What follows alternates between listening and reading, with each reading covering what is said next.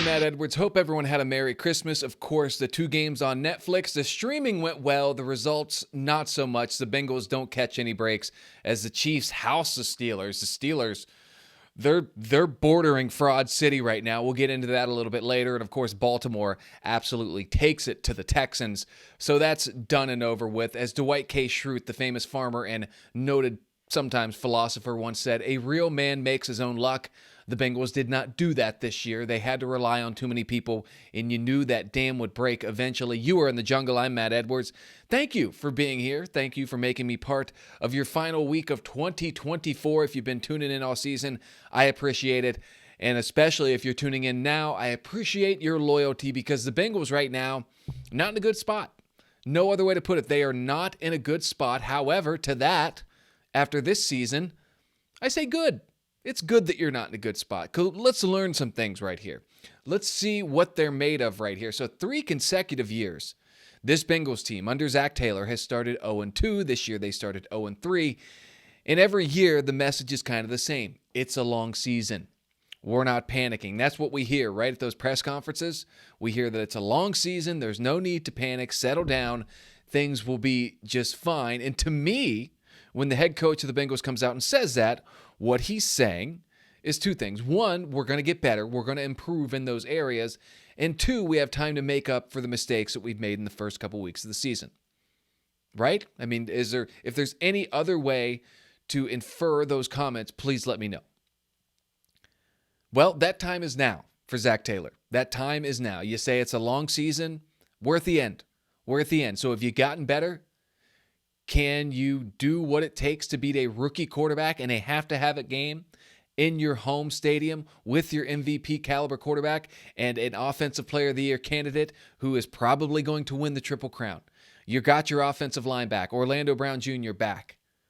Zach Taylor said on Thursday that Orlando was going to play. You got everything you need. This isn't Kansas City or Baltimore coming in. This isn't the Lions or the Eagles. This is a team battling for the 7th seed, and they have a rookie quarterback. That's it. We're not talking about the 85 Bears coming in. It's not the 07 Patriots. You've got a rookie quarterback battling for a 7 seed coming into your house in Week 17. Can you get it done?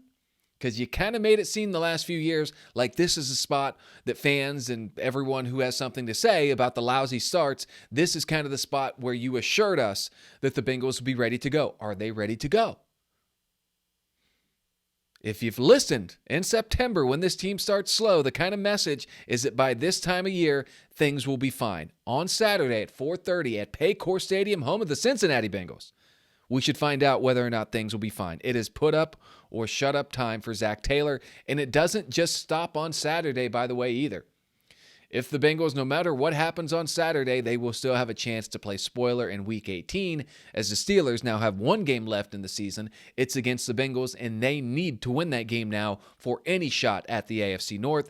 Right now, how the AFC North stands, Baltimore clinches it with a win over Cleveland, which of course they should do. The only way the Steelers can win it is if they beat the Bengals and the Browns beat the Ravens. So not looking good for them. However, back-to-back weeks where the Bengals are going to play coaches who have won Super Bowls and they're playing against teams who have played for something. Now, if the Bengals can't get it done this weekend, I don't really think Week 18 matters. I hope we don't see all the star players out there, but I think we figure out what we need to figure out. And that's when we hear Zach Taylor say in those first couple weeks of September, it's a long season. We're not panicking. It's a little bit of BS because the long end of the season is here. The we're not panicking thing, you should be panicking if you got MVP quarterback caliber play and you're not getting to the postseason. This is put up or shut up time. This is do or die time. This is the time where the talk has been talked. You got to walk the walk. Again, it's the 7 seed you're playing. I'm not asking them to beat Mahomes. I'm not asking them to beat Lamar. It's a 7 seed team coming into your house with a chance to put you out of the playoffs. Your back's against the wall. If you can't win here, is this an organization? Is this a core on that coaching staff that you really trust? I don't know. Again, I'm not saying that Zach Taylor's got to go. I'm just saying And if you've listened to the show, I'm not that person. I think he'll be back. I'm very confident he'll be back. But for the people who don't want him back, if you can't win this one, boy, does that give them a lot of ammo. Because we're hearing time and time again that the season's long. Well, we're at the end of it. It's time to do what you talk about in September. Offensive line is back to full strength. The defense, they still stink, and we'll get into that too, but they've got at least a little bit of swag. And oh, by the way, you have the best quarterback in football. Got to beat a rookie wildcard team at home when you got to have it. Let's break down the playoffs a little bit, and there's a lot. It's not that there's a lot that needs to happen. It's more of a quality than quantity thing. So we know the Bengals need to win out. They have to beat the Broncos, who need to win. They have to beat the Steelers, who need to win. Both teams, the Steelers are in the playoffs, but if the Steelers want a shot at the AFC North, they will have to beat the Bengals in Week 18. And that might even still not get it for them. The Broncos need to lose out. So the Bengals need to win out. Broncos need to lose out. And by the way, let me say this too. The Chiefs have clinched the 1 seed. I don't know whether or not they'll play their starters in Week 18. I doubt that they do. If they do, maybe it's for a couple of drives, especially with Mahomes' ankle.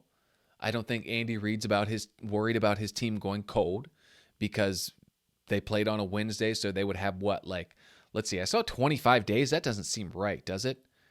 They would have 14 there, and then, it would be 20-something.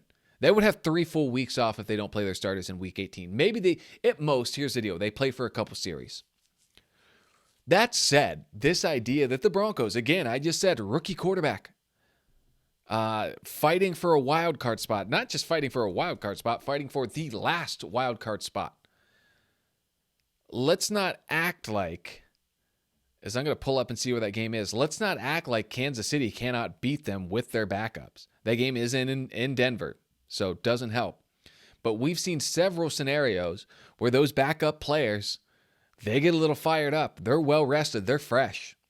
They come out and say, oh, we're not good enough. You guys are penciling the Broncos into the playoffs because we've been riding the pine all year. You think Carson Wentz can't outduel Bo Nix? Now, I'm not saying you would take Carson Wentz over Bo Nix. Of course you couldn't. But we saw Nick Foles go on a Super Bowl run. Much crazier things have happened than a team full of backups on the 2-time defending Super Bowl champions and the best head coach of my lifetime. Sorry, Chapel Bill, but that's the way I feel. Those Chiefs backups are going to come to play. If they get into the game, they are going to give Denver hell. That will not be a rollover win for Denver. Now, of course, it's not going to matter to the Bengals unless they win this weekend. But the idea that, and look, yeah, of course, you wanted Patrick Mahomes. You wanted the all-world quarterback playing him. You want that squad, those starters playing him. You want them playing Denver, but I don't think it's not going to be a walk in the park for the Broncos. They got NFL guys who are very good NFL guys. They're backing up the best team in the league half a decade running. They're going to come to play. So I would just tell people, don't be too sold on this idea that Denver, it's got a pencil-in win in Week 18. That's simply not the case. So Bengals need to win out. Broncos need to lose out, which I just told you I think is very possible. Dolphins and Colts both need to lose one game. And again, with a win on Saturday at 4:30 in their own house, the Cincinnati Bengals cannot be eliminated this weekend, I should say. Just looked in the camera. Hair is something else today, huh? Shout out to those of you watching on YouTube. I need some grooming. The beard is getting a little out of control. What you going to do about it? So I'm watching the Steelers yesterday, and they're struggling in all facets of the game. I mean, what a fall from grace. What a fall from, they controlled their own destiny to the 1 seed when they came into the month. They were 10-3. Now they're 10-6. They've lost 3 in a row to good teams. They might be on a little bit of fraud alert here. Let's get into what I have to say here. On 12/1, December the 1st of the month of December 2024. Let me get a drink so I can speak like a human. Too late for me. I'm usually in bed by now. On December 1st, they came into Cincinnati, Ohio. They scored 44 points, did the Pittsburgh Steelers. In their last 3 games, they've totaled 40 points. 40 total in their last 3, after on the first day of this month, scoring 44 against the Bengals. Let me turn this dehumidifier off. This is why I don't do this at night.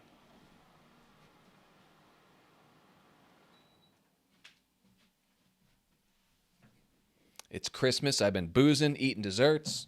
Not today, I haven't, but man, I tell you, you get old. You do those things a few days in a row. Past 10 p.m., you're a grump. That's where I'm at tonight. That's where this is all coming from. So anyways, the Steelers on 12-1 score 44 points in Cincinnati. In their last 3 games, they scored 40 points total. There was a game in between there against Cleveland. The Browns suck. We don't count that. So it got me thinking, like, after these teams who have kind of bullied the Bengals defense, put up big numbers on them, what did they go on to do?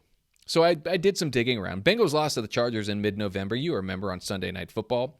It was 34-27. San Diego, formerly San Diego, now Los Angeles Chargers, put up 34 points. In their next 3 of their next 4, they scored 17, half of that. 34 against the Bengals, 17 in 3 of their next 4. Philadelphia put up 37 in Cincinnati. That's their season high on the year. They've done it one other time. The Ravens put up 41 in Cincinnati. That matches their season high on the year, something they've done 3 times. The other 2 teams, Tampa Bay and Los Angeles Rams. Every team, every good team, I should say, because these are all good teams. These are all teams that are going to make the playoffs. Steelers scored 44, Chargers 34, Philly 37. Ravens put up 41 in that first meeting. I think it was 35 in the second one. But all those teams, all kind of Super Bowl contenders. You're in the playoffs, you're a contender. Baltimore and Philly certainly for real. Season highs against this Bengals defense. Video game numbers against this Bengals defense. Denver, I went and looked at them. They've scored 30 points on the road just once all season. That was at New Orleans, and I think they scored 31. Can the Bengals for once just not be someone's punching bag on defense? Just for 1 week, can they not allow a borderline playoff team to have their best offensive game of the season just once? New Orleans scored 34 in New Orleans. They scored 30 a few times at home. Can they just once show up to keep yourselves alive? Have some swag. Do something. Again, I talked at the top of the show kind of about Zach Taylor. You got to back it up there. Can Lou Anarumo maybe make a late season push to say, yeah, I got to be back next year? You've done it in the playoffs before. You've shut down Derrick Henry. You've shut down Patrick Mahomes to the most extent he can be shut down. Can you do it against a rookie quarterback? Can you not let this team have career days against you? Is that something that's possible? Show up once to keep yourselves alive. Keep whatever you've been doing, and I know the quarterbacks you've been playing stink, but keep Mike Hilton aggressive. He's awesome when he gets off the corner and blitzes. Do it 17 times a game. Let Jordan Battle be free a little bit. Let these guys play loose, play free. I know you got a lot of different pieces moving around there. You got Sheldon Rankins, who has this mystery illness, and he's been out for months now. You got Sam Hubbard playing because it's like he gets just banged up every single week. He's not going to play, actually. I'm just going through the guys in my head. There's a lot of guys on this defense that are going out there and playing banged up. You're missing 2 of your top 3 cornerbacks. I get it. Geno Stone's been a lot better, but for most of the year, he was learning on the fly. Logan Wilson's hurt. I get it, man. You got a lot of issues, but for once, be a pro. Be a guy at the top of your profession. Get Muma Jongmeta some snaps, man. That guy is always around the ball. For once, this year, with the season on the line, can you not let the other team have a season best game against you? Can we make that happen? Broncos have scored 30 on the road once all season. Once all season. Are they gonna do what these other teams do? Or are you gonna maybe just show up and hold them under 30? I like the Bengals to win at 32-27 this weekend. Bengals Broncos at the odd start time of Saturday at 4:30. I love it. It's pretty cool, right? You don't get a lot of those. And it's good. That means it's a meaningful game. This weekend slate stinks, and that's where we're at. So, extremely short episode, but I'm tired. I tried to do this earlier. Things came up. It is what it is. 15 minutes. Free content, baby. So, yeah, I'll have another episode out on Saturday night. We'll see. I mean, this is a big question, is put up or shut up time for the Bengals, because every chance they've had. If they don't win this one, then what have they done this year? Beat up on bad teams? I mean, they haven't beat anyone this year. Their best win is the Cowboys. Cooper Rush. Cowboys weren't great with Dak. They beat him with the backup and needed a insane play to happen. And yeah, I've said it before. They deserve to get one to break their way for once. But the Bengals have to get a signature win, and they've got an opportunity to get 2 in a row here. Obviously, the second one won't mean anything unless you get the first one. But this is a chance. Zach Taylor said it 3 years running now in September. He says it's a long season. We're not panicking. Well, the season is now long. If you're not panicking, you probably should be. Chance to do it, man. Chance to go out there, win back-to-back games, sneak in, and then see what happens. You end up going to Buffalo in the beginning of January, and we know how the Cincinnati Bengals have fared against the Buffalo Bills in these past few years. Okay, appreciate everyone tuning in. My name is Matt Edwards. This podcast is called In the Jungle. If you like it, send it to a friend. Tell them you enjoyed it, and maybe they will too. Give it a subscription, a like. If you have any comments, concerns, questions, drop them in the comments below on YouTube, and we will go from there. I'll see you again on Saturday night.